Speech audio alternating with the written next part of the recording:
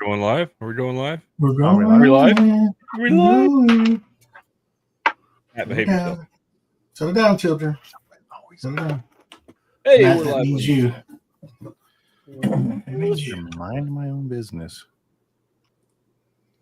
How's everybody doing today? No funnies today, Matt? I'm a little tired today. I ain't gonna lie. A little tired. Yeah. Come on now. All right. Let's get this started. How about not? Let's just stay here and just act awkward. Awkward. All right, here we go. Ready? No? Okay. Yeah.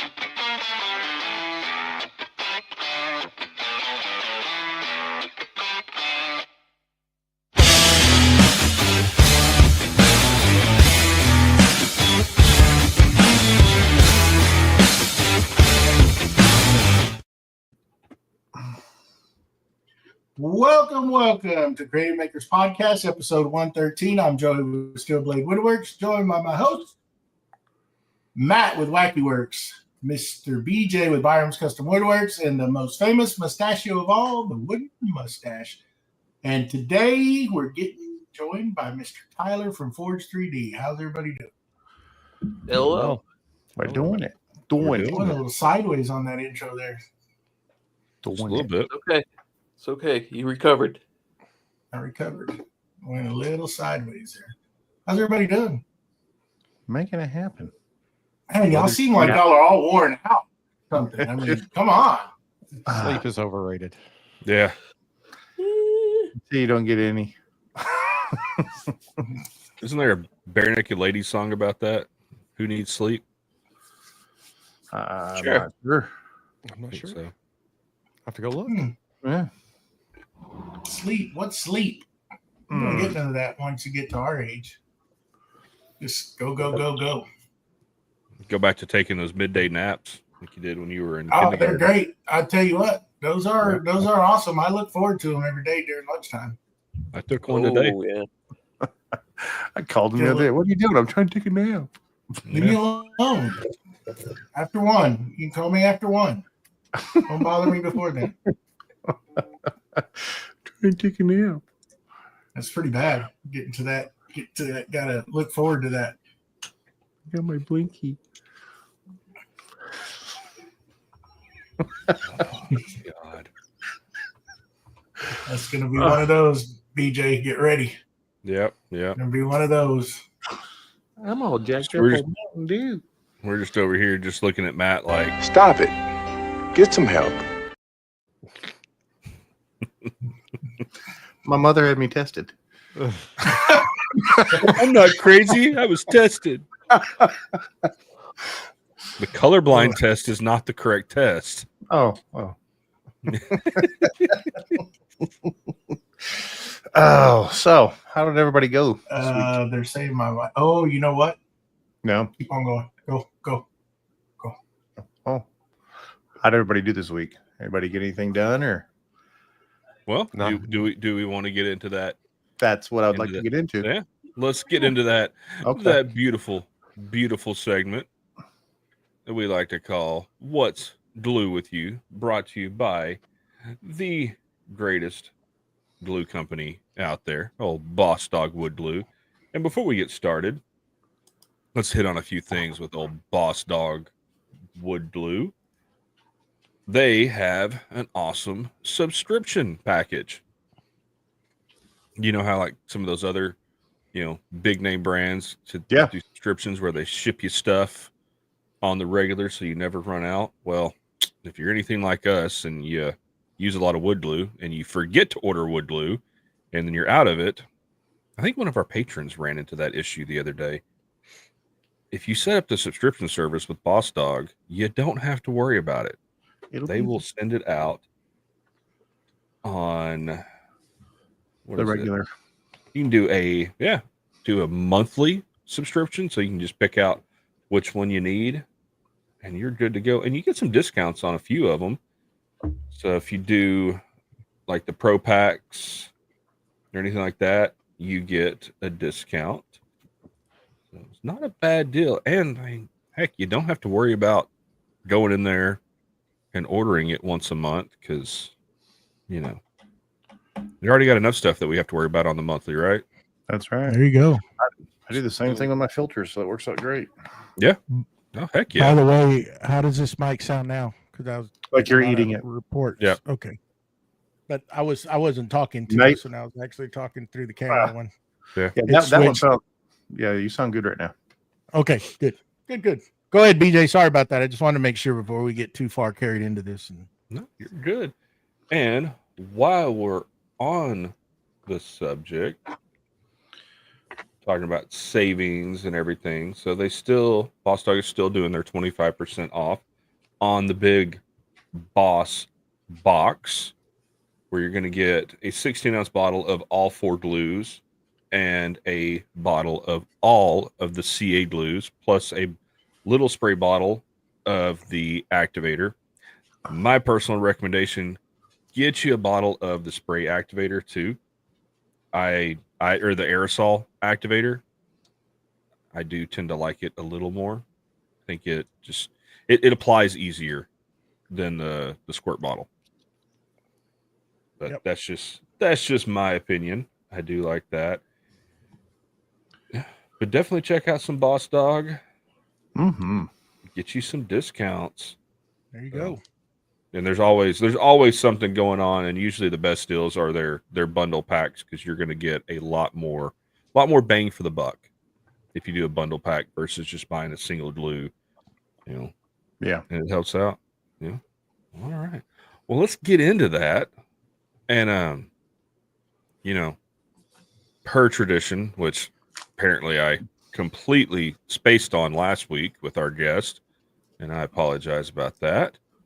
You know, it was weird. She was sitting right next to Mustachio, and I just, saw them as one person. It was, I wasn't thinking. I apologize. But Mr. Tyler, I know, or a lot of us know what's new in your shop and what you've got going on. But what's glue with you, brother? What's going on this week? What are you getting ready for? Getting ready for Texas Woodworking Festival. So it's the last push before driving to Austin on Thursday to see what the festival's all about. Get to see. I think BJ will be at the booth with me a little bit, and Joey's going to come in and see us. May get to see Matt on the way out because he's west of me, so we may be able to catch up. Mustachio, we'll have to catch you at SplinterCon. But aside from that, just prepping, getting trying to get ready. We had a product launch this week with our Nexus dock and our pod docks to go along with some of our sister products. So that's been a pretty good push this week as well. But yeah, trying to stay caffeinated, running on rage at this particular moment in time with just over 84 hours, 27 minutes and 15 seconds to go before. So we're not even counting days. No. We're counting hours at this point. So yeah, so a little bit going on, but we'll get there. A lot of excitement with the product launches we've already done, and there's some big product launches happening at Texas Woodworking Festival. So we're excited to get that get that rolled out, and maybe sleep after that, but you never know. Sleep on the road. That's what happens.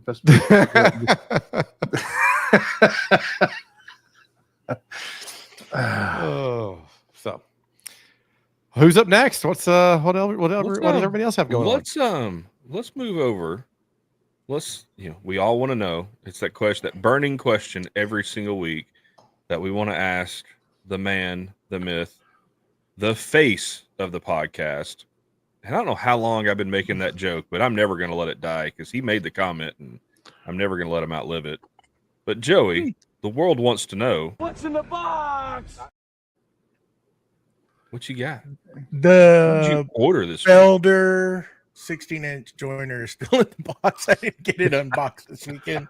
I was gonna try and I got a little sidetracked, but I did actually. There's usually a 2-week marination period, but I did pull out the Viking Nova Viking drill press, and it is set up, and pulled out some of that fine Rockler woodworking rock steady workbench, built the top for it, glued my fingers to the actual Purple Heart with the Boss Dog CA glue. That was fun. Nice.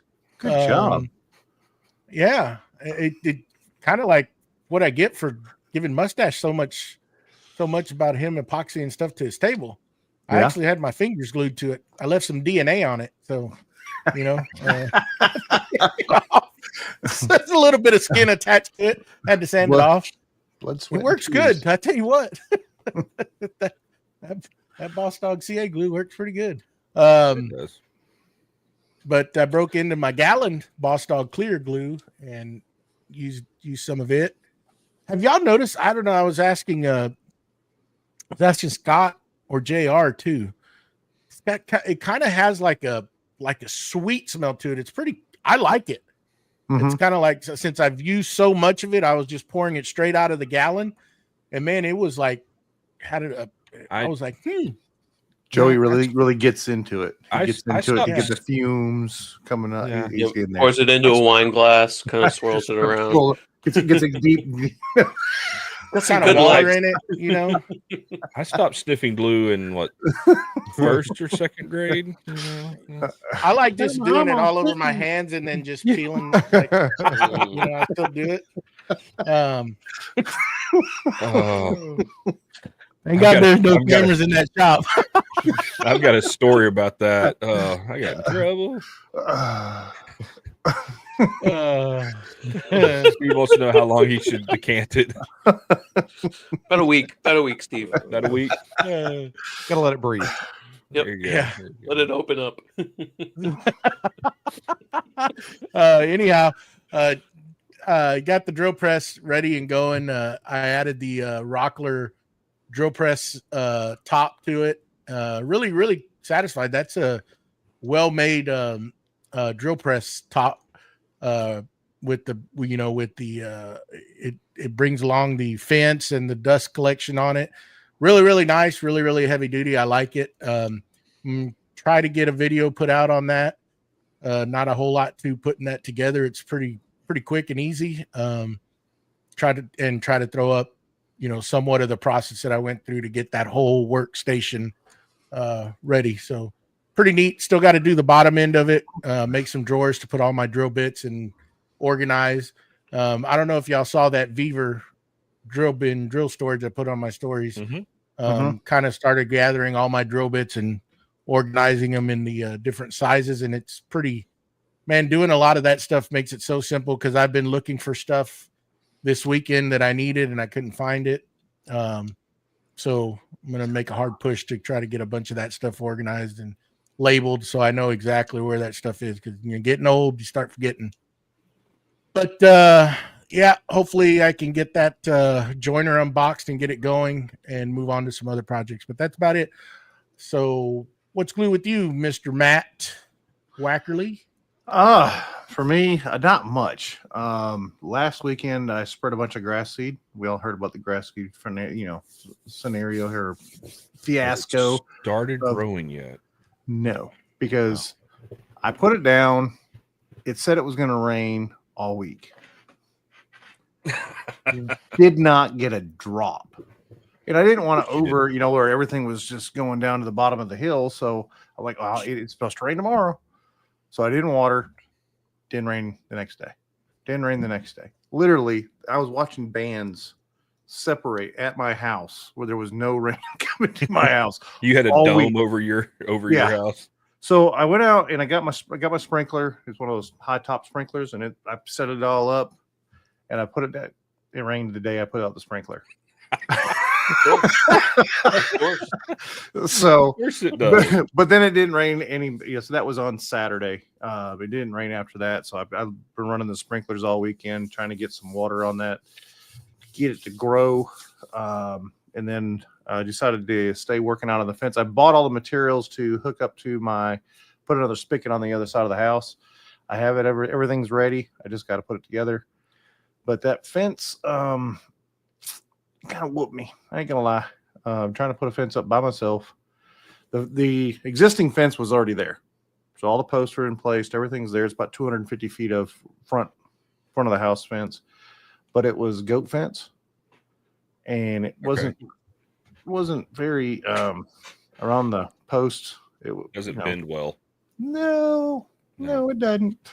So I had to use some longer screws to get it to pull in tight.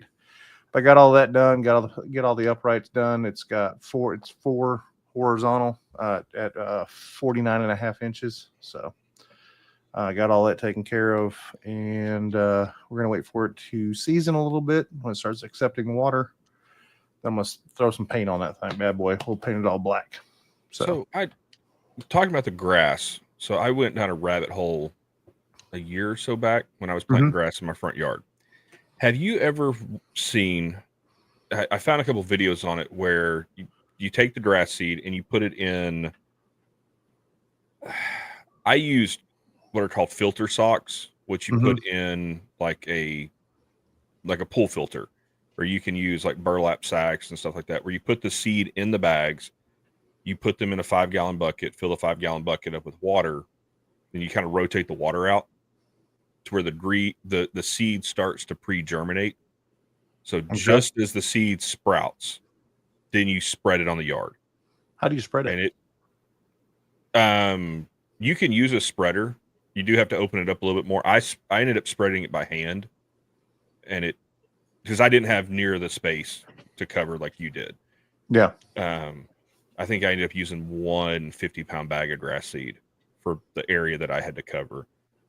And I tried it 2 ways. So I did it that way, and then I did it the traditional way where you put the seed down, you water it, you fertilize it, you do all that stuff.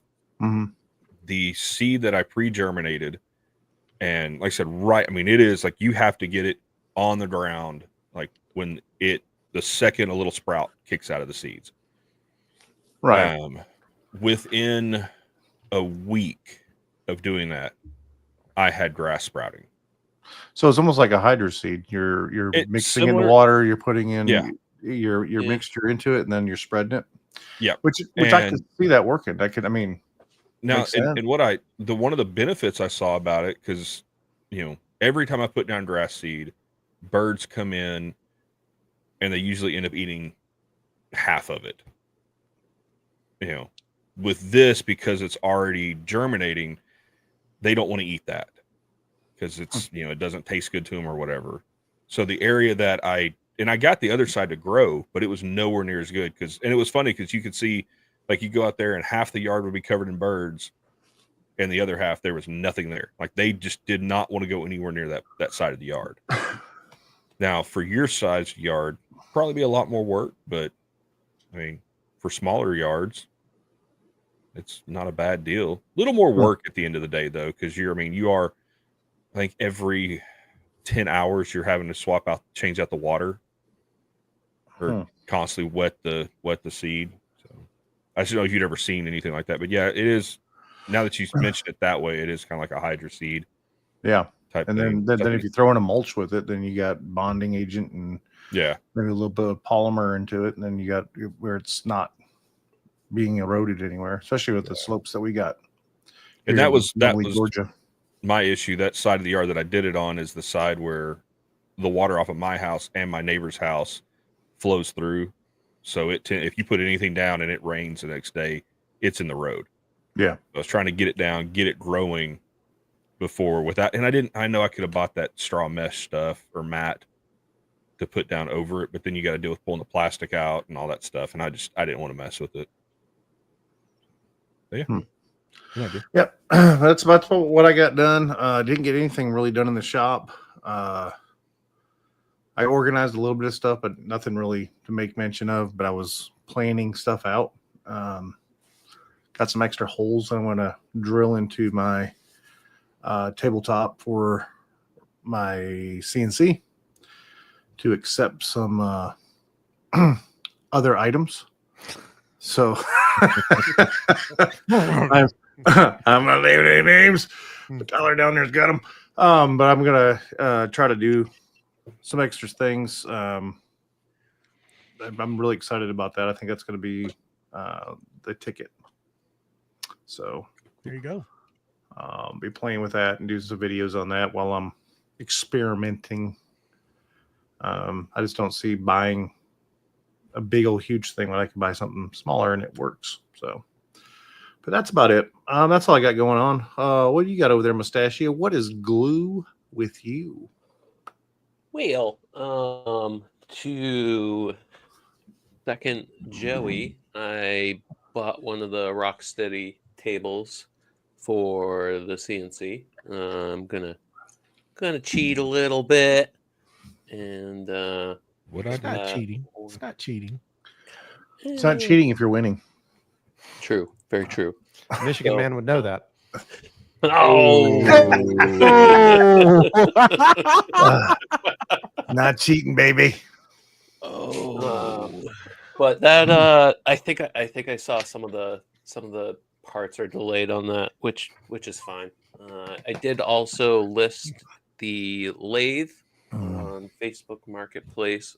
I've gotten one message. I'm almost tempted to just throw that at the bottom of the driveway and just put a free sticker on it and just say, "Here you go, knock yourself out." Well, if you do that, just send it back with Joey. I'll pick it up from him.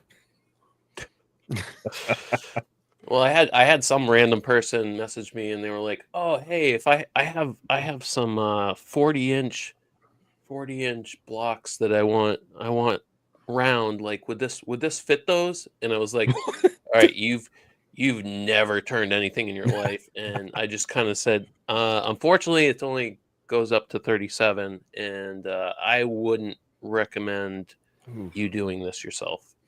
I mean, I just kind of assumed they didn't have any experience at all with the way that they phrased their question. So I could add a sale off that, but I didn't want to. Didn't want to deal with that. So, There you go. that I got some stickers going to Matt. Probably get those in the mail tomorrow.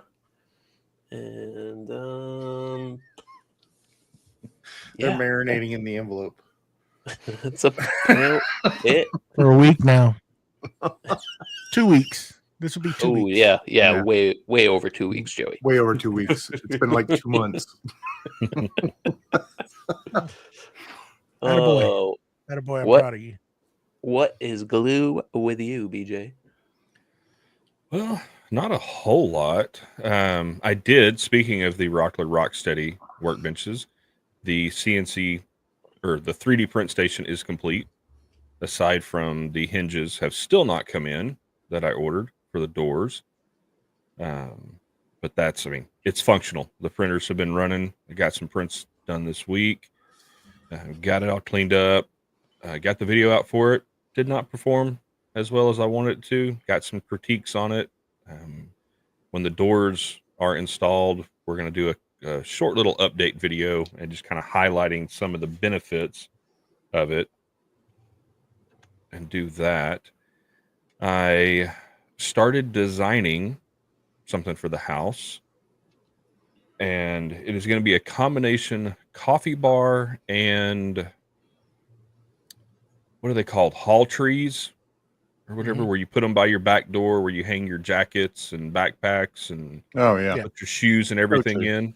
Coat tree. Yeah. Coat tree, yeah, something like that. Because we have one, and it's all right, but I want to incorporate it where you have like coffee and tea bar. You have the spot to hang your jackets and your backpacks.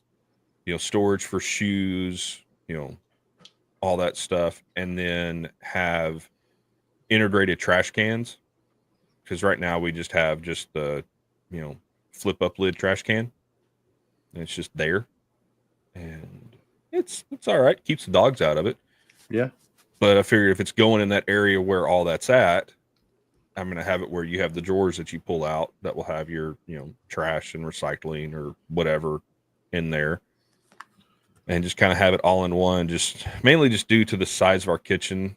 It's an older kitchen, so regular coffee makers do not fit under the counter in our kitchen. So my coffee maker is sitting on the writing desk that is in the kitchen. That tells you how old this kitchen is. It has a writing desk in it. And I don't really like it because that's also that writing desk is the catch-all. Mhm. So it's like where all the tablets get charged, all the mail gets put, all that stuff. And in the morning when I'm making coffee, I got like a 1 foot area to make coffee. That's where BJ spills all the coffee on the tablets and the mail. And I did the other day. I spilled coffee on my work tablet, and I'm like, it's probably not a good idea. Should be waterproof. Yeah, no kidding. But yeah, and it's just this Hall tree that we've got, like it's a cheapie from the one of the big box stores or whatever, and half the hooks, man. I feel like if you put just a normal kid's backpack with all the junk that they have to take to school in it, it's gonna break the hooks off on it. So I'm gonna make it look nice, make it look like it's. I don't necessarily want it to look like a built-in, but to make it look like it was, made to go there. Do some like butcher block countertop or something for the coffee section. Have some storage for all your coffee paraphernalia and stuff. I'm a simple man. I like anything from a Keurig to a AeroPress. I do have an AeroPress. I love my AeroPress. I don't use it near as much. That's more like when we go camping, because if you obviously know, you probably got an AeroPress, so those things are amazing. I don't use it anymore. We just buy cold brew coffee and just keep it simple, stupid. Yeah, and I'm the only one that drinks coffee in the house, so other than like my wife using it to make hot chocolate, or my daughter using it to make hot chocolate or something like that. It's just it's simple, but I just want somewhere nice for my coffee and all that stuff, and also just keep all the backpacks. So I'm working on that design. Hopefully after, I'll probably won't start on the project till October just because of all the travel and stuff that we've all got planned for this month. Because I know, we've got, prepping for TWF, and I know I'm not prepping as hard as Tyler is, but I am having to prep, get camera gear and get commitments for videos and stuff while I'm down there. And, got to just pack a couple pair of underwear. Hey, I almost broke out into a sweat watching them work the other day. I know, right? But and then I'm not going to SplinterCon. That's the same weekend that my wife has her Southwest Vet Conference, so I get to chauffeur for that. So I get to spend the weekend in a wonderful city of Fort Worth here in Texas. But yeah, go and patronize a few of my favorite places. And on that, but that's it. But yeah, and on that little segue, let's segue on over to that beautiful segment that Mustachio wants to talk about. All right. I want to give a shout out to some awesome people out there that are helping support this show. And I will start off with Scott from Willow Creek Lumber, Don from What's Next Woodworking, Victor from Whim Designs, our guest host, Tyler from Forge 3D, and last but certainly not least, Steve from Steve I Designs. We thank you all a million times over for your support. And if you would like to join them, you can go to patreon.com/Creative Makers Podcast and pick your tier. And we thank you in advance. there you go. And we got a giveaway to do tonight too. You want to do that now, or you want to wait till the end of the show to get it done? Let's do it at the end. Let's do that All at right. the end. Yeah. Cool deal. We'll keep them in suspense. Put a bow Who's on gonna win that some of right that at the end. Now we are still running. Speaking about Patreon members and everybody, because this is open to everybody, we are still running the Creative Maker build off. So remember to get your submissions in. Tag us as a collaborator on Instagram using Boss Dog Blue in your project. And in November, because it ends October 31st, in November, we will be judging that and pick a winner. Yeah.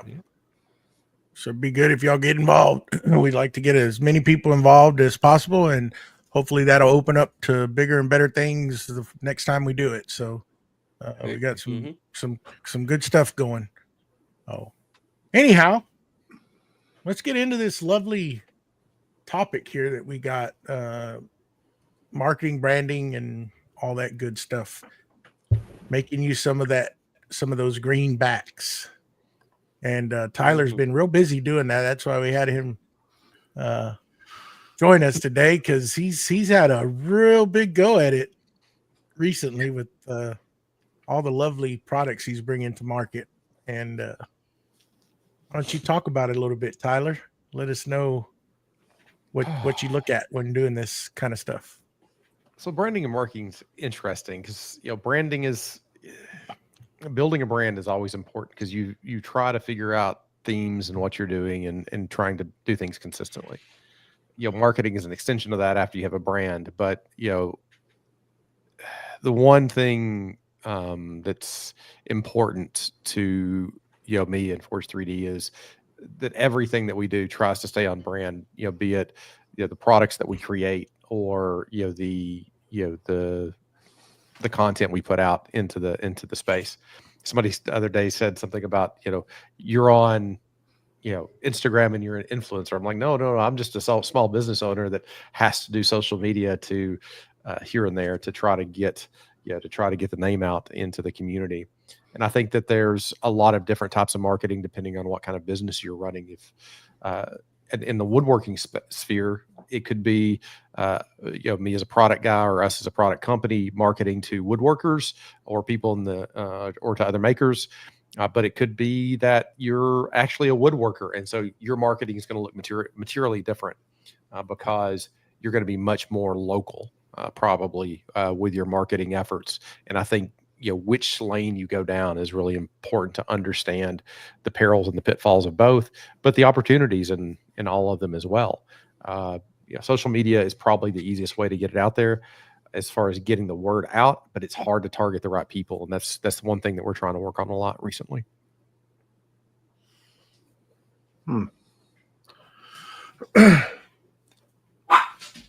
Yeah, that is tricky. And I mean, I kind of, when I was kind of thinking about this going in, you gotta kind of figure out where you're gonna go. I mean, a name, that's kind of where you got to start. Is like, what do I want for a name, and then a logo. We've all kind of gone through that designing stuff, whether you designed it on your own or maybe you used a website, like Fiverr.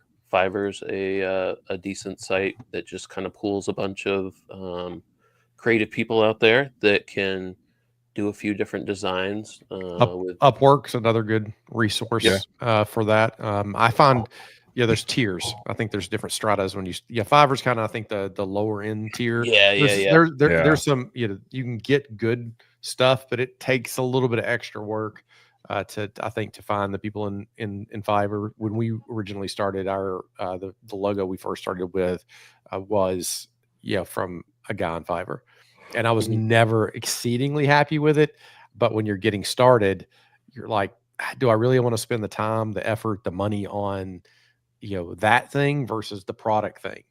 And so go with that, what you start with, and then kind of work from there. And then went to Upwork, found somebody a little bit better, and then there's the step past that where you can actually find full marketing agencies and with graphic design in house and all sorts of stuff to work on branding and marketing. So I think there's different layers to that. But Upwork or Fiverr are really good, I think, first steps for anybody that wants to do it.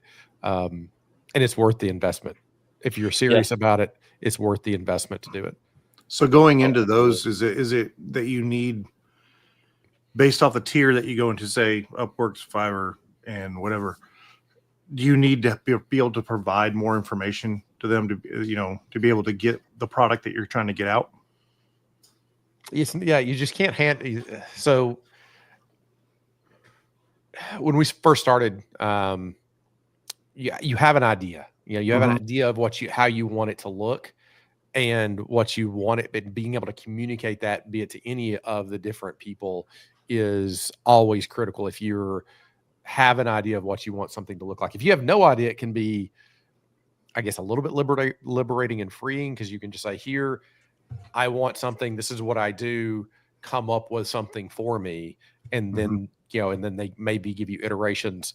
That could also be dangerous as well, because they don't know your business. They don't know, they don't know what you want. But it can be a good way to start. A good way to start now, of course, is just AI and throwing something out, and it at least give you you have to go through a lot of iterations really quickly, say for a logo or even for a name. To say, okay, here's what it is. Here's some context around it. Give me some ideas of what it is. And then you go, oh, I like that idea of that, but it's not quite right. I don't know how to use it. Well, I mean, I do, but you may not know how to use Illustrator or some, some graphic product where then you can say, oh, here's this, take this, graphic designer on Upwork or Fiverr, take that as your starting point, as your jumping off point, and get some iterations from there. And that's a good place to start. And you could spend anywhere from probably, $300 to $500 in the Fiverr world to get a logo done. Another really critical thing with your logo is getting it in a vector format. If you're not familiar with that, as a maker, probably most makers would be, because of laser cutting or CNC work or anything that we're or even like graphic vinyl work. You're typically going to be wanting a vector so you can shrink and scale it to fit whatever you want, and that's a good thing. You're going to typically get out of that output at $300 to $500. When you get to Upwork, it can be really, depending on if you're just doing logo or you're doing an incomplete style guide for your brand, so that they put together something that says, okay, this is your brand identity. This is how you're going to not necessarily message in the market, but look in the market, so that there's a consistent theme, so it doesn't feel real disjointed. And every time you post something, it looks different as far as your color scheme or the consistency of those things. But in anything, there's going to be an evolution, and unfortunately, typically you'll get what you pay for. We've done the Fiverr thing, we've done the Upwork thing, and now we're actually with a creative, working with a creative agency for marketing to try to build the brand, but also build into the marketing space, because if you're a small business owner, you typically are trying to do everything, and you're never able to do everything 100%. You can get to 30% here, 50% there, or you can vacillate week to week. And like anything, consistency is key. And especially in marketing, especially in getting the word out about your business, being present, and I mean, content creating, same thing. You've got to be consistent. If you're really inconsistent with what you're doing, it's hard to get that traction that you need to get. And that can be a killer in the business. I want to hit on a little bit that you were talking about is getting that person that's designing, whether your logo or whatever. You need to think about having as much information to give to them, because there is always a disconnect there. They don't know exactly what you actually do, and you're trying to translate that through a description. And time is money. Iterations is money. That's where you have to pay more to get more iterations of what you're trying to design, because they may give you something that's totally just not even close to what you're wanting, and you're having to go back to them. So if you've ever been on Fiverr, they give you different tiers, right? Yeah. And the tiers, it's how many times you can revise it, and revisions cost you more. The more revisions, and if you're not very thorough and translating what you want, then it's going to cost you more money. So you got to have all your stuff, especially if you're starting off, to keep costs minimal, like Tyler's saying, because it can get expensive quick. But there is some good ones on there that can get some pretty decent stuff going to get you rolling, and then you can graduate to the bigger stuff as you get more involved. And like Tyler's saying, if you're gonna, if you really want to do it, that's where the big money comes in, and you got to spend a little more to get your product out there, because even if you go back to Etsy, let's take Etsy for example, the more you pay on Etsy, the more your stuff gets out there. Etsy's a big machine, but if you don't pay, basically you don't play, right? Your stuff doesn't get as far out there as you would as if you're paying for a subscription or you're paying for advertisement. But all that involves is having good, in my opinion, having good photos, a lot of good stuff to make that product present itself when people look at it and be, oh, I want that, and also when they receive it, what you're packaging, how they receive it, what's in that packaging, pamphlets, or the way you box stuff up. I mean, I look at a lot of those things when I receive things, like, I'm going to hit on it. Tyler, Tyler's one of those that when you receive something from him, I mean, it's pretty crazy. The guy will miter his tape. And I ain't joking. I was amazed. I gave Mustachio hell the other night because he was. Hey, I gave him a hard time the other night because he was putting on packing tape in the live, and he was being very deliberate and very straight, and he was being a little overly OCD about it. It was kind of funny, but yeah, I mean, everything about a brand. I mean, if you think about any real brand out there, there's a message around it. I mean, if you talk Apple or Nike or Ford, or I mean anybody, you see something, there's a brand built around it, and there's consistency in the messaging, and you're not going to have the budget of those guys, but there's things that you can learn, and there's things that you can do to have consistency in your message. And Harvey, or if you're in the woodworking sphere, Harvey, those guys have done a good job building a brand and a message in the market. Festool, another one that's done, has a brand and has a message in the market that's consistent. Those are the types of things that you're trying to do, even as a small creator or a small maker, that you can find a way to tap into. And those little things, I like to think they make a difference, be it from the unboxing experience that, when you get a box that, has branded tape on it, as opposed to getting a box that's a recycled from Amazon. Those type of things are, really critical, so that if you're presenting yourself as a premium product, or different in the market, you have to make sure that every piece and part of the experience the customer has, be it the product that you have to the unboxing experience that they have, is consistent and leads to where you want to be. If I'm a budget option, I still would probably have at least just clear packing tape on a clean box as opposed to recycling a box. But those types of things are always, I think, critical in as you build your brand. Before you get into even the marketing part of it, and advertising and affiliate marketing, or anything like that. Those simple considerations of how you present yourself to the market, I think, are real critical. And as you're starting out, and it's easier when you're starting out to think through things and don't shortcut it. Yeah, Well, there was a guy that changed my mind once. Sorry, BJ. Go ahead. Well, I was just say, it's just like Tyler was hitting on it. Just as simple things as branded tape, for instance. The clean box, branded tape. It's I when I was, shipping all the stuff I was shipping, I bought the branded tape. Yeah, it costs a little bit more than clear packing tape, but it looks so much better.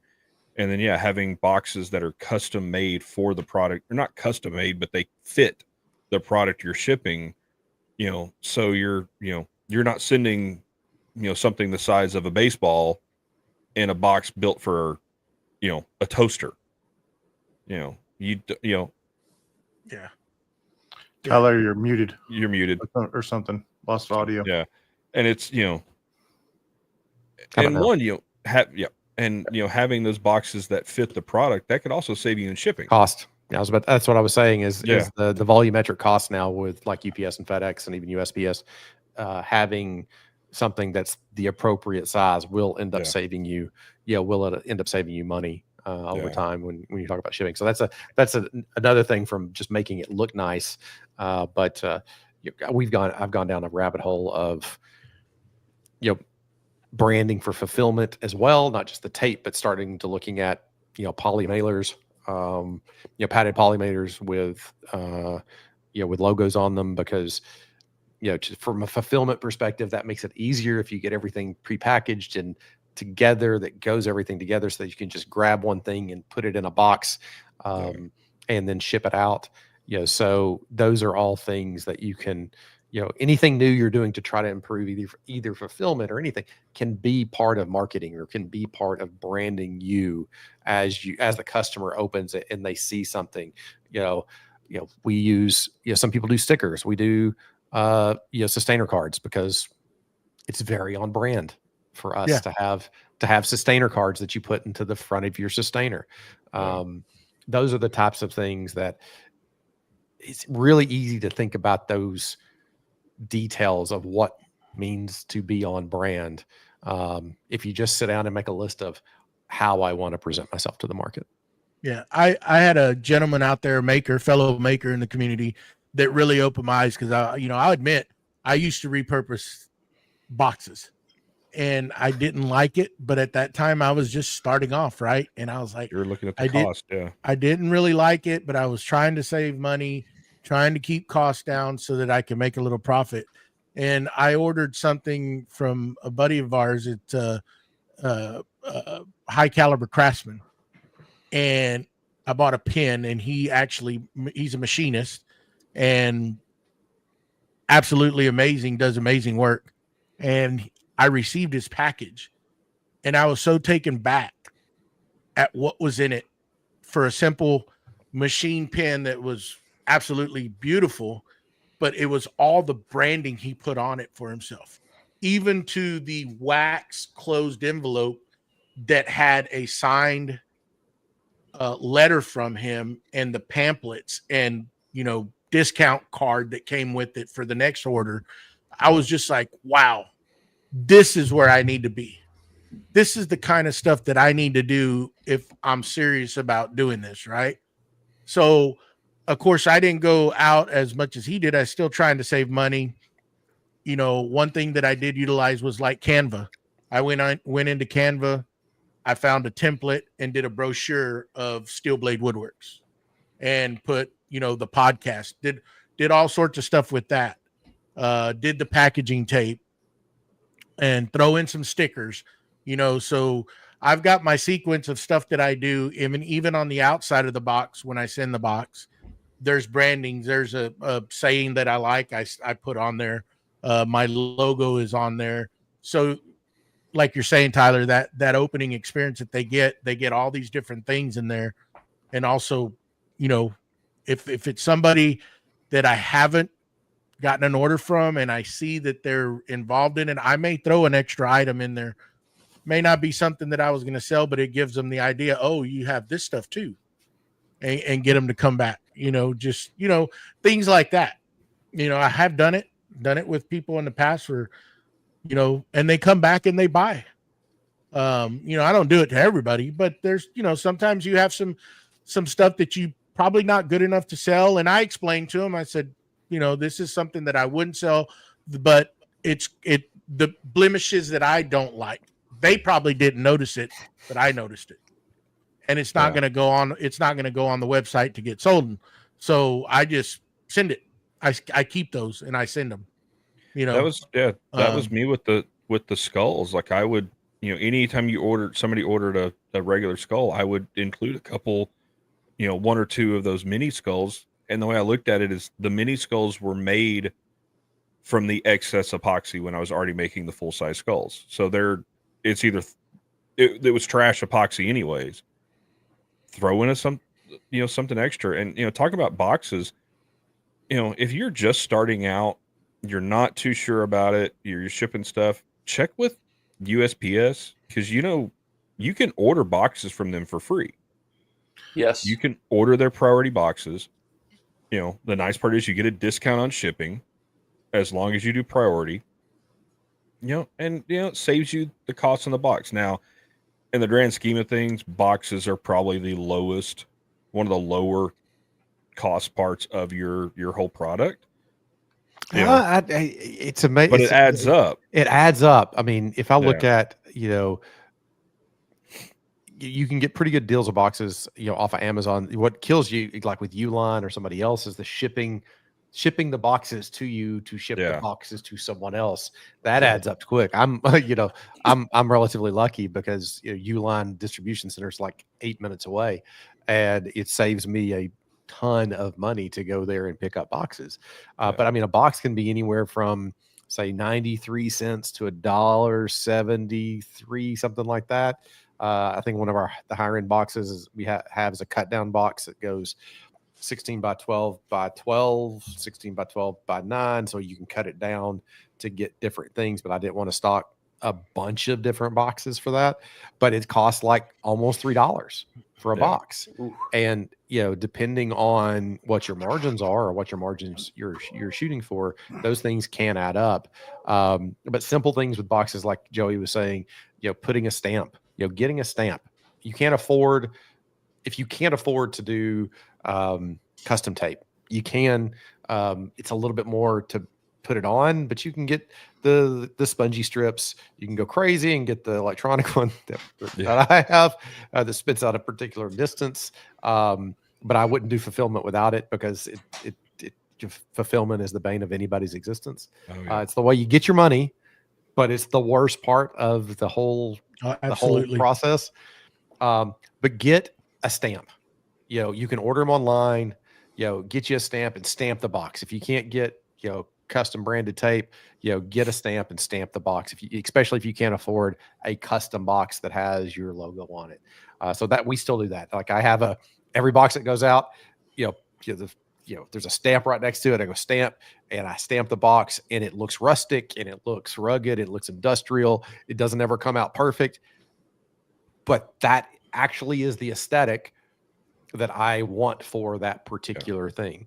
If I get to where I'm producing custom boxes at some point, that same thing will apply. I don't know that I'd ever get to that, because there's so much variance in the things that we ship, that I don't know that doing a full-blown custom box really makes sense, because of everybody orders different stuff. It could be this size thing to this size thing to 7 of this size thing that you got to get into one box. I still have like 10 box variants that I have to keep. But again, I'm lucky. I can go to Uline and pick it up if I have to. So, but I will say though, going back, okay, I learned quick, and we're probably going off in a tangent here, but who cares, right? Mailers. I learned real quick that it took me twice to get damaged product. And I said, the heck with mailers. I'm not doing it. Even though it adds or it cuts my margins down, the costs for me to resend that product and eat that shipping and box and everything that's involved again for free was well worth the cost of that box. Just shipping it in a box. I ship everything in a box. Unless it's something that really can't damage. Right? So he pets the box. Now, Joey, it does bring up the question: does when you put things in the box, does it have to marinate for 2 weeks before you ship it out, or is No. We marination can't start do when that to them. Okay, We can't do that to them. You allow I them got to time marinate on. it themselves. Okay. Yeah, pre-marinated. I may caress it a little bit before I ship it, but Rub his cheek like- on it. yeah, Good have a good trip, baby. One of those type things. But anyhow, Well, yeah, that going that was one thing I learned. But go ahead. No, go ahead. And you talking about that, like what's your shipping stuff in? I had a maker years ago. He got a laser, and he, we were friends. We'd been friends on Instagram for a while, and he's like, "Hey, I got a laser, and I made a bunch of magnetic, like logos. Do you want one? Let me put your logo on a fridge magnet." I'm like, "Heck yeah, that'd be awesome, dude." So he sends me one. And it was at the same time I had my plasma table, so I made him some bottle openers with his logo cut into them. Well, he sends me, we ship them like almost the same time. He gets his, I get mine. Well, I get an empty paper envelope that had his business card in it and a sticker. I'm like, "Hey, I got the envelope. There's no magnets in it." And you could tell that the edge had been, torn. And we were kind of joking about it. It's like somewhere on some automatic conveyor belt, my logo is stuck, because he sent me like 5 or 6 of them. And he's like, "Yeah, I sent like 4 or 5 out at the same time, and every single person said that their envelope showed up torn open and all the magnets were gone." I'm like, dang it. And when I found out like the amount of money he had spent on that magnetic sheeting that's laser engravable, like I told him, I was like, "Look, I'll just pay you for the magnets, because you're just dumping money into this." And when he shipped them again, he shipped them in a bubble mailer that was protected, and they showed up just fine. He's like, "Well, lesson learned, don't ship magnetic things in a paper envelope." Yep. Or if you do, wrap it in packing tape. And it's just, you learn lessons. I did that with the first boxes, because I have a black box that I ship my skulls in, and the first one I shipped out, the shipping label perfectly closes the flap on the box. And I was like, "Oh, that's perfect. That's all I need to do to tape it up." And about a week later, I get a message from the buyer. Now, what's funny, he sent me a picture of the box. It wasn't ripped open at the flap. The side of it had been ripped open. And this was like visibly somebody ripped this open. It wasn't like, oops, it got caught on something. Like, so somebody ripped it open and stole what was inside of it. And so now not only do I use, the label, the shipping label, to close the flap, I wrap the whole box in clear packing tape, and then over the top I use my custom tape just to add the flair to it. And I just take it like a single cut of my logo out of the tape and put it on there. And yet to had one get ripped open. And it's, those growing pains. But then again, you never know with the way some of these shipping companies work. For all you know, you're going to get Ace Ventura that's delivering your package. Then he's going to kick it down the hallway. Yeah, they'll fling it from the road. But back to the topic, marketing. I'm right now. I'm going through. I'm not going to change the name, but I'm kind of changing and tweaking my logo a little bit, but trying to find the right person to do it. It's been long enough. I'm not really happy with it, but I also want to get some embroidered shirts, and the logo design that I have does not work very well. Trying to get embroidered shirts so they can digitize that logo. So I have to get it reworked. So you got to kind of things that I didn't know starting off. This may help some people save money, is to pay attention, just like Tyler said, getting vectors so that you can resize it. If you're going to do, if you have vinyl cutters, if you have lasers, if, CNCs, because a lot of times you only get certain files that cannot be used for that.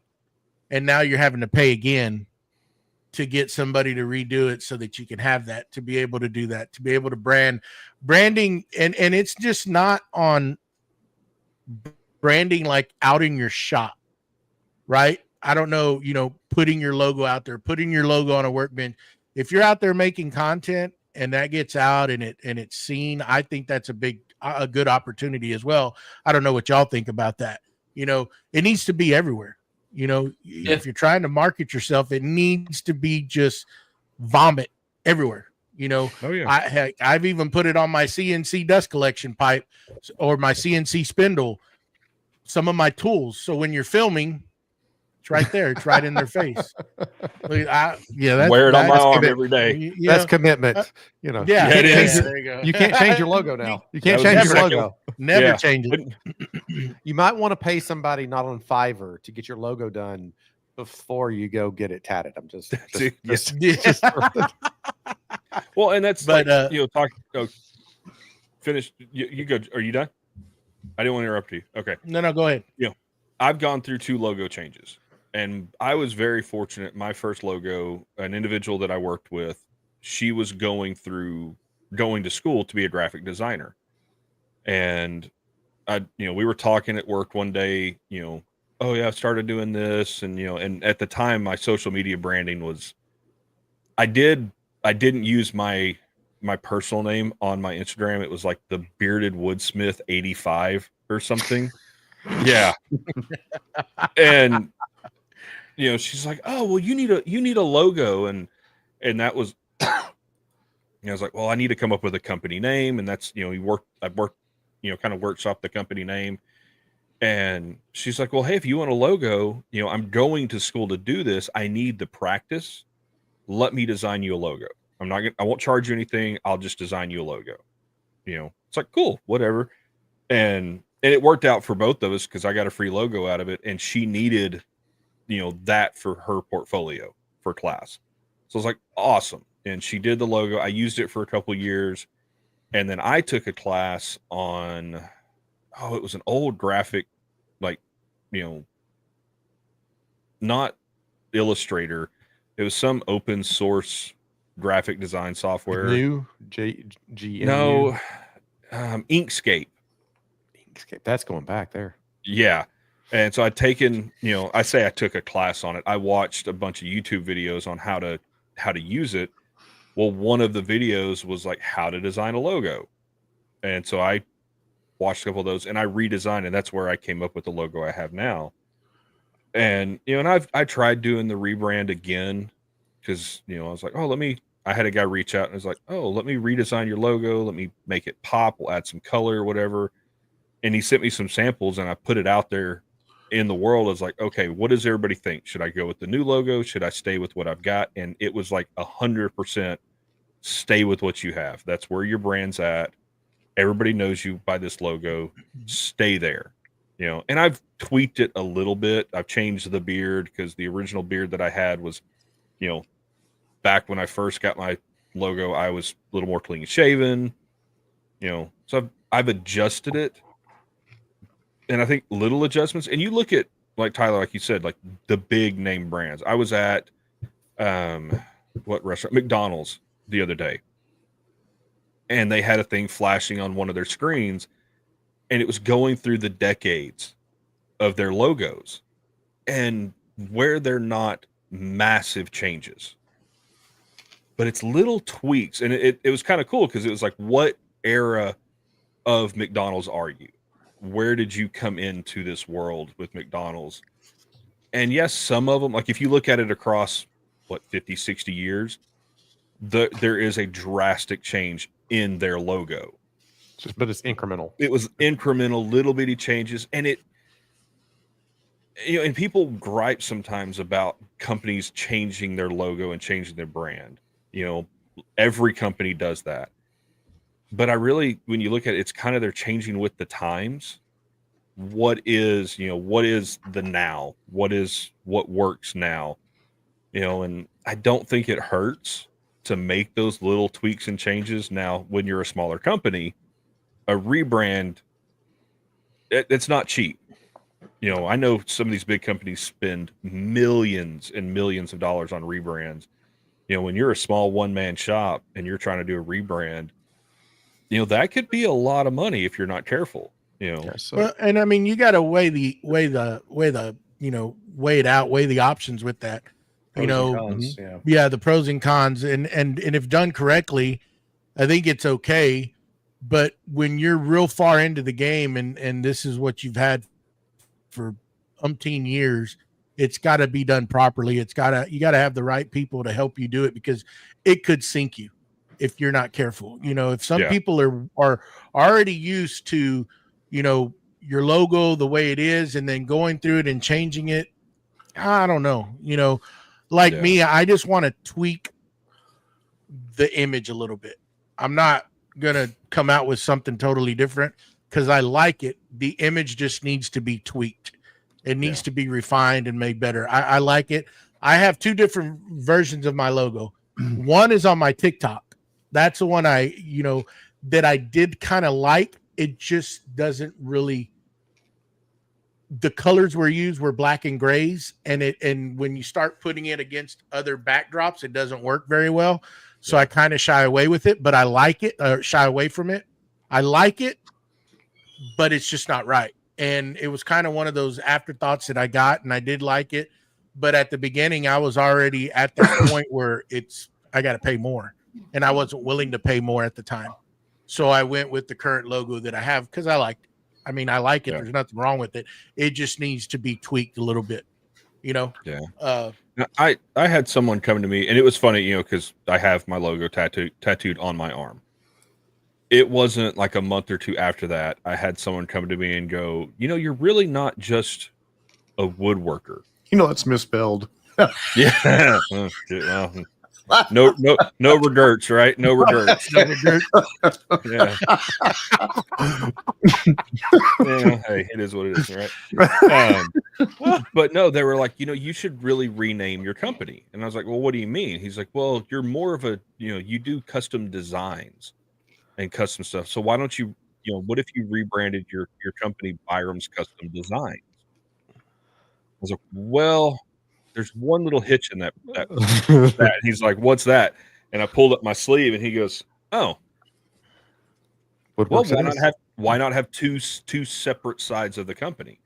Your epoxy and this side and all that, the 3D printing and all that stuff, that be under the Byram's Custom Designs portfolio, and then the woodworks. And I'm like, bro, like, I'm a one-man shop. Like, I don't want to manage two different brands. And I have thought about that. I have thought about creating an Instagram or social media that is just for finished product. Like, that is, and name it Byram's Custom Designs. And it only is there to show off. So I can show, because I have a lot of people that when they find out what I do, they're like, oh, what's your website? Oh, the website I haven't updated in 3 years. My Instagram is the best place to see my product and my stuff. And it's like, man, if I could give out an Instagram that is solely just, because you pull up my Instagram, there's product that I made, but there's a lot of other stuff. But yeah, that does bring a good, from a marketing perspective. Yeah, the landing page, you need to own your landing page. You can't own being, relying completely on a YouTube or Instagram or Facebook. That's not your platform. That's not somewhere that you can control, and that you can't get blocked from. You can't get frozen out of for breaking community standards that you didn't break for some reason, right? Yeah. So there's risk there as a small business owner, that if that's the only place that you have your stuff and you're directing people to, so that can be as easy as doing Squarespace, which is dead simple to set up. It could even like when we first started, we put things on Etsy, and Etsy's a great platform because there's an audience there. The problem is can be a race to the bottom. Bunch of copycats and other things. But so we quickly said, even if it means losing business because there's not an audience, let's invest in a platform, Shopify, or there's a few others out there. But Shopify probably being the bigger player. Squarespace is another good place where you can sell physical or digital goods. But owning your own place that you can take people to, put them there, and that the only thing that you don't control is if you don't pay for it, right? Yeah. And I think that's really critical. If you're talking about branding and marketing, that the social media platforms can be the extension of marketing, and you can say, "Oh, I have some great stuff that if you want to see it in use, or you want to see customer testimonials, or you want to see that," that's a great place to send people. But I would still say you need to own a landing page. You don't have to host your own website or anything crazy like that. There's plenty of great services that'll do that for you, but have a place where you can send folks that you can control. I think Steve got blocked on something for community standards recently, right? And didn't Yeah. know why. That's a giant risk. It's a giant risk. Yeah. Especially if you're completely reliant on that side of the business. Or Well, the other a good example is, let's just say, I think my internet's getting a little crazy on me. Am I on a big delay right now? no, You're good. No. Okay. Sorry, I didn't mean to interrupt you, Tyler. It's just kind of like everybody, let's just take the TikTok deal. You have all your eggs in one basket and they're going to kill that platform. Now, what do? You never bothered to move anywhere. I'm currently working on trying to get a website done as well. For the same reason as you were talking about Etsy. Etsy is, I've already said it earlier, I'm pretty much done with them. I'm going to leave my products on there just to act as a driver toward the website. And at the same time, you can advertise your own videos and whatnot. But I'm going to throw a little curve here. Make sure that when you do come up, if you're going to come up with your brand name, hopefully I'm saying this right, and you're thinking about doing YouTube, and you do a lot of different things like I do, I have squirrel moments, and I can be doing leather, laser, woodworking, you name it, 3D printing. I think that's where I hurt myself the most on YouTube, is because my brand name is Steel Blade Woodworks. And when I launch something on there that is something other than working with wood, like a laser video or leather video, they struggle. Mhm. So, for instance, let's just take Steve I Designs. When you look at Steve I Designs, I think under that name, you can have a lot of different things. You can do a lot of different things, and it's still going to flow with that name. What do y'all think about that? And see, that's where I was going with the Byram's Custom Designs. Is it's an all-encompassing thing, because it's not just it's kind of like back in the day when everybody was doing the rustic woodworking. There was a local shop to me that was something rustic tables or rustic furniture, and they always bragged about how successful they were with their Craig Jig built rustic tables,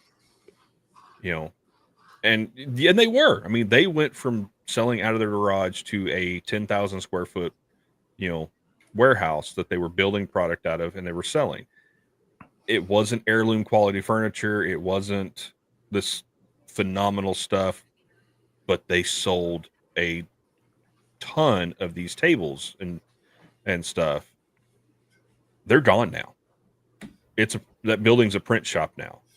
Now, whether it's the same people or not, and they just had to do a full rebrand and go another direction, because that rustic furniture fad, it ran out.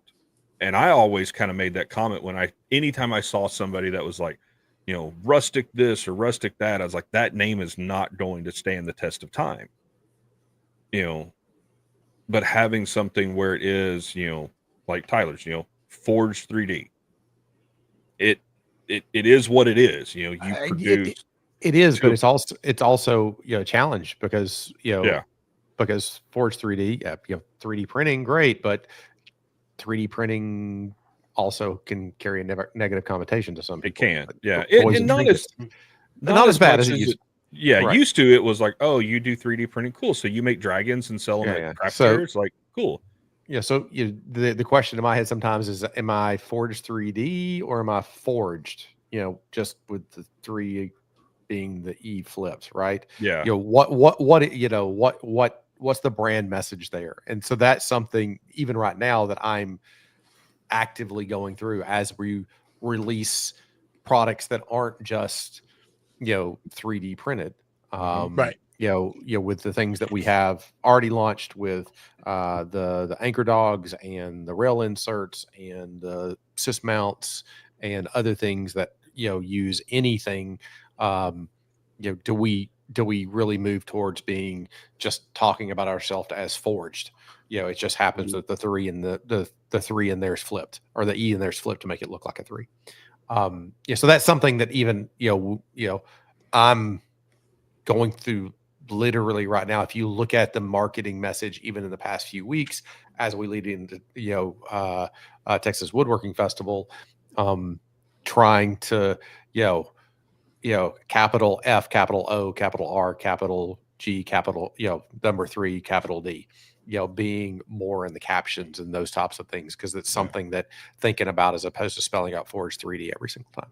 So naming is critical. That's part of the brand, but then carrying it through to your marketing is what really makes it stick, right? Because that is the part that you have to get all that other stuff right, so that when you get to the marketing and you say, I'm this, I'm this, I'm this, I'm this, we have this product, we have this product, we have this product, we have this product, you've got to say it over and over and over. And if the brand continues to change, the colors continue to change, that message can't carry through to the customer, or to the prospective customer. So then you get into the marketing element of emails and affiliate marketing. If those are all things that play a part into getting emails. Emails. How much email do you send? Do you send email? Bounce rates and all sorts of other things when you come into marketing that becomes much more problematic. And then the question becomes, do I enlist somebody to help? Yep. Be it somebody that does your social media for you. Again, you can go to Fiverr, you can go to Upwork and find those people. Or how serious are you? What kind of investment do you want to make? What kind of return are you looking for? Do you really start enlisting, basically marketing as a service, groups out there, and pay people to, give you X amount of time for graphic designers, that run your email marketing for you, that will do social media stuff for you, or create all the graphics for you. All those things, there's those stages that you can go through to kind of get to, where you want to go. And I will tell you this, paying for ads on any platform without knowing what the hell you're doing is the worst possible investment that you can make, because you're just throwing money, you're just lighting money, you're just giving money to the big to the big social media platforms for absolutely zero return. None. Right. Yeah. I've done it before and it didn't help at all. But going back to what you're saying, Tyler, professionally made reels, whatever, like you've been doing lately, I think it says a lot about your product too. It's attractive and it carries into your product, right? And I'm not just saying that because you do make a good product, and I know because I've tested it and I've messed with it, and there's not a whole lot out there yet, but I've messed with it. But I think when you have something professionally made, I think that tells you a lot about that product that person is making, that trying to sell. I think that carries into it. I've complimented you this week on some of the stuff that you put out there, right? And I'm like, wow, that's sick. It's nice what they're doing for you. No, And that's not them. That's not even them yet. That's not even one of that's them. not You said even- it was. I yeah, think so wasn't the it? trailer, like the trailer. Right. So the outro, right? Mhm. The outro, I was like, I want an outro. I want something Yeah. that shows up at the end that conveys something that I can tag at the end. Again, that's branding. The message is the same, Yeah. Workshop with you guys, on, what is going to be our message to them.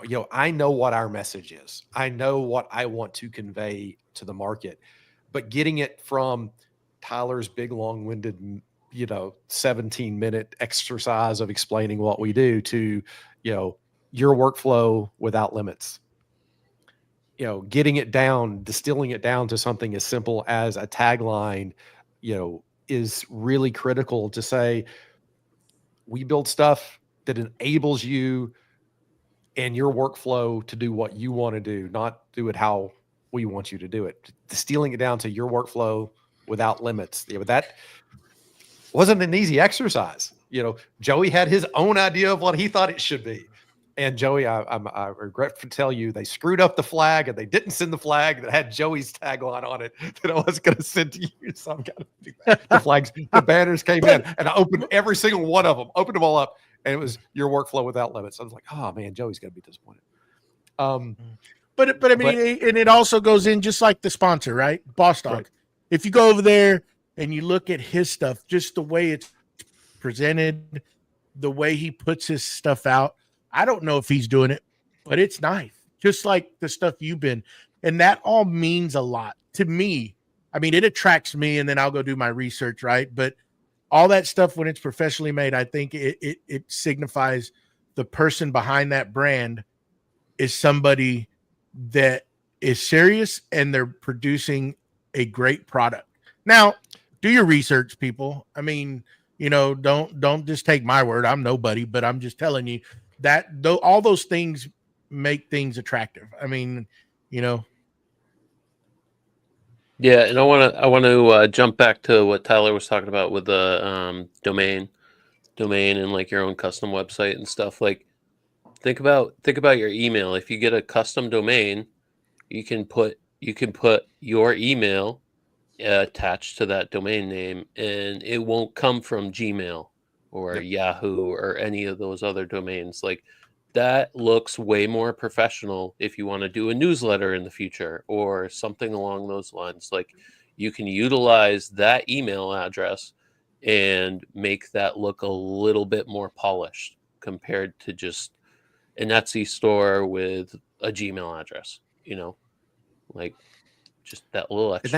And that's easy. I mean, it's not hard. I mean, if you go to Hover, hover.com is a great place to get domains. If you don't know, they will do email hosting for you. You can still use Gmail, but go get a Google workspace account. They're relatively expensive, and set up I think aliases a year, I want to say. I mean, it's not much. You can set up aliases, so you can have sales, you can have newsletter, and they be really from all the same email, but they just have, at the Wooden Mustache, or at Wacky Works or at Stillblade. It doesn't have to be anything big production for it, or you can even register it with, if you're doing Shopify or Squarespace, you can tag that stuff in there and send emails directly from there, and that's always a good thing to have.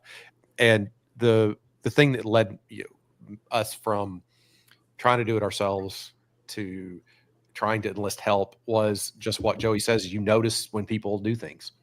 Dashboard builds an amazing product. If you've never, be able to put your hand on Dashboard, if you're going to be in Texas Woodworking Festival, come to the booth, because I will have a Dashboard shortcut there, because the Dashboard team was kind enough to send one out to me. But I've known Rob for a minute. I've had his rail guide, his rail bracket for the flip up on the track saw forever. And earlier this year, he and I were chatting about more of the business side of things. And I asked him, I said, Rob, what did you do about a year ago? Because your entire look, your feel, the brand is completely changed. And he said he hired folks to really drill down and make a consistent message. And I said, who are they? And he gave me their name. And that's who now I'm enlisting to do things with. And it hasn't our website will change here. It's supposed to be 2 weeks ago. Little delay, but it's no big deal. We'll get through it. But even that experience there's a lot of work for me to do.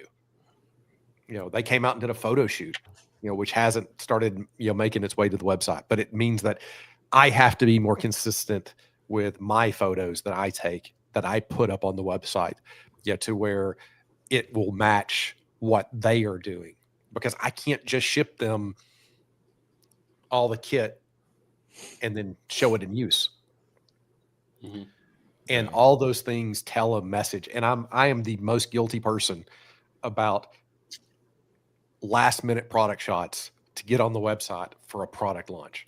I am probably the world's worst, because I spend so much time on the design and getting the product ready and producing the product and trying to get a glut of it and working all this stuff and all the processes around it. And then I'm like, oh, we're supposed to launch tomorrow?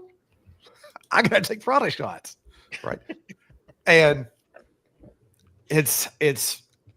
I like nice photos. I like good photography. And I'm like, this will be good enough for right now. I'll replace this. And just like anything in the shop, the most permanent thing in the shop is that good enough temporary thing that you put up, right? And so our current photos that we're doing right now for a new product are much better, because we're doing it in a more of a photo shoot setting, where we have it set up and we have lights and we can do different things.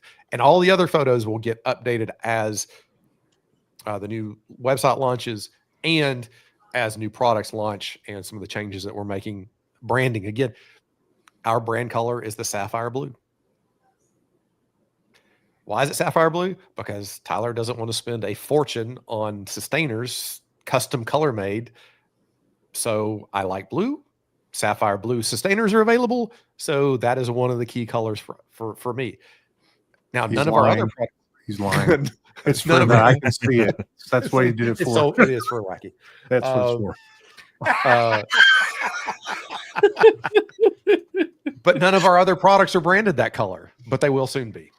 Yeah. So, those are the types of things and exercises that you go through, and even investments that you make to have custom filament and custom colors made, so that when somebody has your product, they know, if you buy something from Axminster and it's UJK, it's going to be orange. If you buy something from TSO, it's going to be blue. If you buy something from, Woodpecker, it's going to be red, right? If you're going to buy something from Jessam, it's going to be black and silver, right? Those are things that stick in your head, and and that ties into how you push it into the market from the brand. But then that brand starts becoming its own life as marketing for you. When they start seeing that color, they start thinking of you. They see that blue sustainer in their shop. They go, oh, I haven't gotten anything from, Forged. Let's go see what they're doing, right now. Mm-hmm. Those are all things that, play along in your marketing message. And then when you're marketing from, me being on Here's Marketing, and I'm grateful to people like you guys, or, Three Splinters, because of allowing us to come on and talking about, our product, but also about other things in the community that can help other people, because there's enough room in the community for everybody to get along and go along. Exactly. Even if you have products that may be, similar or the same, there's differentiators besides products. There's the personalities involved. There's, who you like, how they do things, the message that they put out, and, having the opportunity to talk to you guys or anybody else, because it can become sounding boards, and again, part of a wider community. So that's, podcasts and getting on and talking, affiliate marketing. We know, everybody loves affiliate marketing. Steve, Bless you. excuse me. Sorry. Oh, sorry. I couldn't help it. No, if you say the word festival 3 times really fast, Steve just appears, and there's a fresh link in the bio. Yeah, Exactly. Link in bio. There it is. There you go. You said it too fast. He typed it in there pretty quick. He has a shortcut. He doesn't type that. It's Yeah. like, you know, He was across the shop and he yelled to Siri. And we love, and Tyler, we love having, people like you on, and we'll send the invoice afterwards for the free the advertising.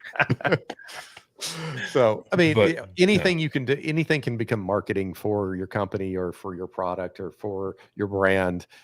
But knowing how you want to present to the market is I think the most critical part. ID6.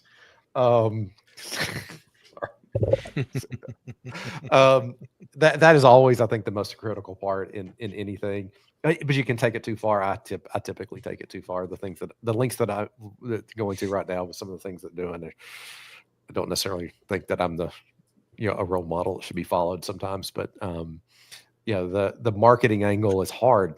I think when I was on Three Splinters podcast a while back, Jason asked what was the most challenging thing, and I said marketing, because it is the thing that will separate you from your competition or from other people in the space of. You can have the best product in the world, like literally the best product in the world, but if nobody's ever seen it, it's not really in the world. And that's a giant challenge, because it takes effort. I mean, it takes as much effort to market as it does to produce, as it does to fulfill, as it does to manufacture, as it does to come up. It takes as much effort in that sphere as it does anything else, and probably costs damn near as much. Well, I'm going to tell you something. It takes a special person that's driven like yourself, because I've, over the times I've seen you and how much you do, the late hours, your wife has to be very understanding. But there's her patience right now, right before TWM is wearing. She texted me and she goes, "You promised you were coming to bed tonight." I was like, "I said it was after the podcast." It takes a lot. There's a lot that you got to give up, and it takes a very driven person just to see what you've been doing in the last few months, bringing in a lot of new products, the products you're fixing to launch, and just everything involved: time, money, patience, blood, sweat, and tears. And you're going to be successful. I got no doubt. There's a lot of people that I've seen over the years doing this that have done the same thing and are successful, but you got to be in it to win it, right? You got to give it all. If not, you're never going to get your product out there, because there's all these big corporations that are spending bukus of money on that marketing. They get it in front of our faces every day. And for a small business like yours, it's tough. It is. It's tough. And that's why you go back, if you're marketing and you're paying money to the platforms, that means that they're making big money off you to pay to market on their platforms, to launch ads on their platforms. Spend the money to consult with somebody that knows what they're doing to do that, rather than doing it yourself, because that's what leaned me over of actually hiring someone to help with that.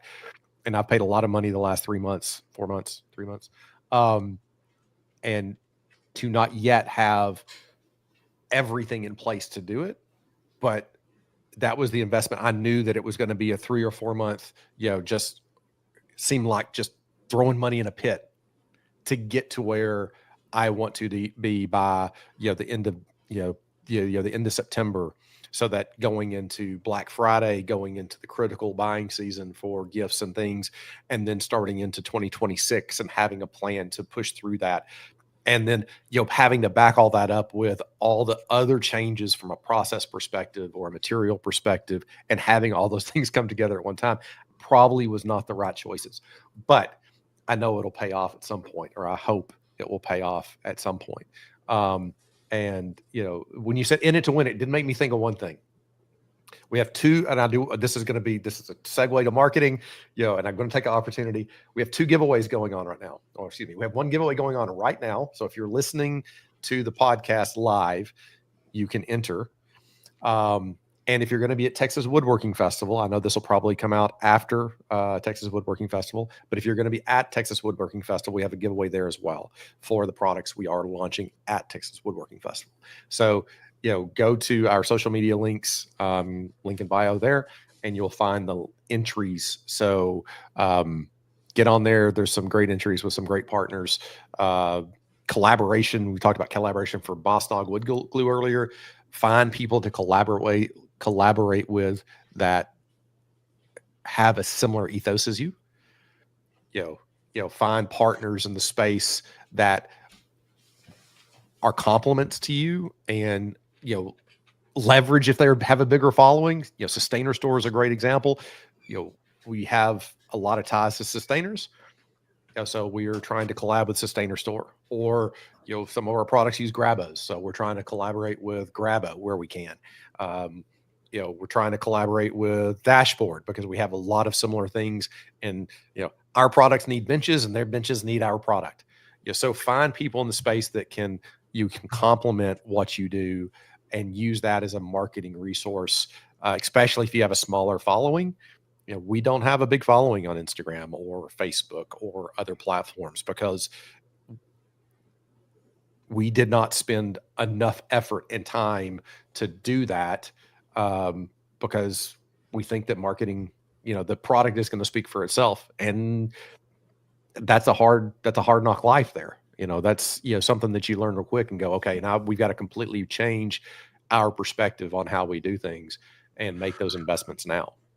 So find partners in the space that you can really form. And I say partners, and I mean partners. Don't just try to, people will know if you're just latching onto them, to just use them to get your message out. Find partners, find collaborators, people that you can really trust and work with. And I think it goes a long way to build your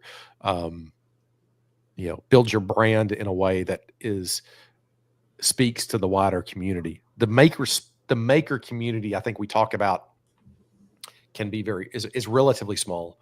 When we talk about the maker community, we all know what we're talking about there, but that community has friends and has the 6 degrees of Kevin Bacon, right? That can, talk about your product. And that's how I think you can grow it, more than you can't go alone. You just 100% can't go alone. I just don't think you can. I think you got to find people that you can work with. 100%. There you go. All right, guys. How about we do this giveaway? Let's try it. Let's try it. Why not? Now I may be lagging, but the way we're going to do this is last person standing wins. So I'm going to bring this in, and if y'all just kind of talk, We can be your voice. going, and let me get this going here. Hold on to your butts. Now, everybody's jealous because, Mustachio has the easiest logo ever, It was right in front of his face the entire time. Also, that sticker stands out. It's not a circle. It's not a square. Oh, we got a new Patreon member, Mr. No Contoro. If you know, BJ. I know. I do know. That's the last time he'll come on the podcast. Oh, God. Oh, Mr. Lincoln Bio's gone. He's got a few. And this is a giveaway for Boss Dog Glue package. Little something from Mr. Yeah, we're getting rid of the potato farmers. Speaking of Boss Dog, did y'all see his latest video? His workbench build? Yeah. Yeah, it was nice. Oh, that was yeah. nice. Freaking maple legs. Well, I thought he was gonna launch a contact cement. I mean, how can Mr. Boss Dog? I know, right? Not. I just love his background is just nothing but shelves and shelves of glue.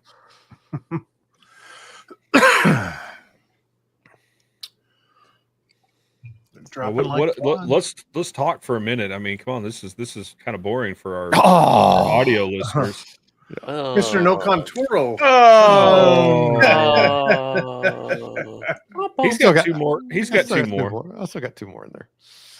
I mean, he's won 2 months in a row. I have. Somebody else needs to win. Somebody else does need to win.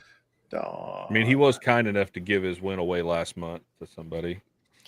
Well, I got to use. I actually broke into the Boss Dog today to build the working on the backdrop. No, come on, just keep spinning, keep going. Oh yes. Yeah. Sorry, dog. Not the fact that he needs it; he just wants to win. I just.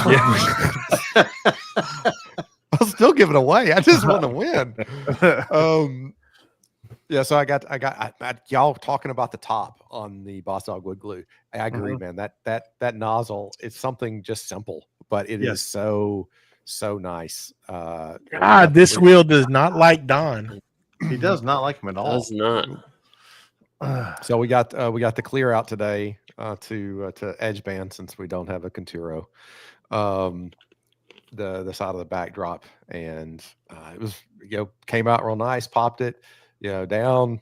I was it's also the compliance of the bottle, how it's just a really nice feel. I mean the whole thing is really nice. The one bites the dust. So, and I posted a picture. I think while we were live, I posted a picture. Nice. Yes. Steve. Scuba Steve. Another one bites the dust, and another one. So yeah, I really liked it. Oh, Rob, I was hoping you'd win it, bud. Our newest Patreon member there.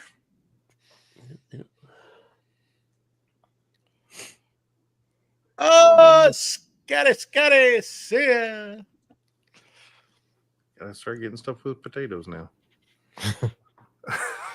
Scott had potato glue.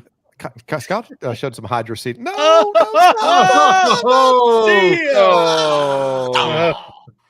We're gonna have a new winner this week. New winner finally. this. 2 out of 3 ain't bad. Keep going. Sorry, Greg. Poor Greg. Uh-oh. So Down to close, 4. but yet so far. Victor's still got 2. Oh, Jason's out. Nope. Oh. And then there were 3. Mm-hmm. Who's gonna get the boot? Who's gonna get the boot? No. Bye, Victor. Ain't this something? Go. Ain't this something? Nationally? I mean, that's a question. Are we shipping internationally here? Yeah, we're gonna have to. Viking winner, chicken dinner, Mr. Jason. Didn't he shoot just me. win like a printer for the second He time? The good old did. Scott Jason. Jeez almighty. Jason, He's send had me the your luck. info. I will get He- that stuff sent out to you. There you go. No. If he's still in. Oh, he left earlier. Winner. He All got right, his we'll shoot him a winner. message. How to leave. It's all right.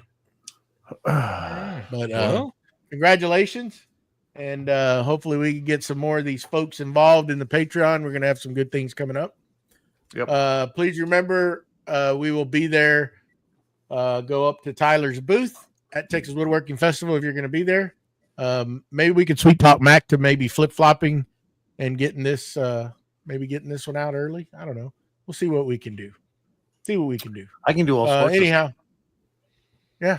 I can push buttons and stuff. There you go. Push buttons. he likes doing that. Uh-huh. But remember to go out and go check out Boss Dog Wood Glue on the subscription base side and some of the other sales that they have going on. head on over to Forge 3D. There's going to be some awesome stuff coming out this week. Go check out a bunch of the products he's already launched. And I will be there along with BJ and Tyler on Saturday. They will be there. What are y'all going to be? Friday, Saturday, and Sunday, right? Or So setup's Friday. So we'll set up Friday. I think they have like the creator track on Friday starting around noon. So they have, I think Hibbs is presenting, a few other people are presenting from a content creator perspective on Friday. And then the woodworking festival starts Saturday morning. And then the educational tracks for like real woodworking stuff are on Saturday and Sunday. So I think it's 9 to 5 on Saturday, and then 9 to 3 on Sunday at the Palmer Event Center in Austin. So yeah, come on out, see us, and see. Boss Dog will be there. Boss Dog's going to be there. Boss Dog will be TWF. There's Cats Moses is there. Temple Tool Company. Onefinity's going to be there. SEM will be there. I mean, there's going to be a lot of great folks Felder. I'm gonna go hit up the go meet the sales guy that helped me through my purchase, and that's gonna be fun. Just go check out. Shaper's there as well. Ooh, I'm gonna go hang out with them for a little bit. The bench pilot will be there. So yeah, it'll be a lot of great folks, and I think Austin, the coordinator for TWF, expects over 2,000 folks to come through. So it should be a good time. Yeah. So go check out Forge 3D and stop by and ask BJ all your questions from you. He muted you just in time. Dude. Yep. Awesome. Send all your stroll saw questions to Joey. And I'm going to throw out something cool because I was cleaning out the closet. I have one hat left. So unless Tyler wants it, I might be giving a hat away this weekend. I know Tyler might get it. I got new hats. I got more hats here. So, yeah. But anyhow, somebody chance to get a hat. There you go. All right. Please remember to head on over to Spotify or iTunes and leave us a review. If you have any suggestions or questions, you can leave them off at creativemakerspodcast@gmail.com. Don't mute me. I'm not going to get you anymore. Don't worry about it. And head on over to patreon.com/Creative Makers Podcast. We'd appreciate the support. We've got some cool things coming up. And what else? Anything else? Any other announcements? Hopefully see you guys at Austin. Go register to win the giveaway. Nexus stock, Grabo, all the pods are in one winning for this week. And then if you're at Texas Woodworking Festival and you register to win there is a Sortainer with a Grabo, all our pods in the big winning, and then there's the launch edition that is launching. So there's 2 launch different giveaways happening, one for everybody and one specifically at Texas Woodworking Festival. Lots of great partners in this: Grabo, Sustainer Store, Dashboard. Come see us, booth 66. Right next to Drew Whitten Whitworks. Oh, yay! Right across and if you need to learn how to make a doorstop out of a scroll saw, hit up Mustache. I'll tell you how to do it. Anyhow, until next week, same place, same beautiful faces. We will see y'all later. Bye-bye.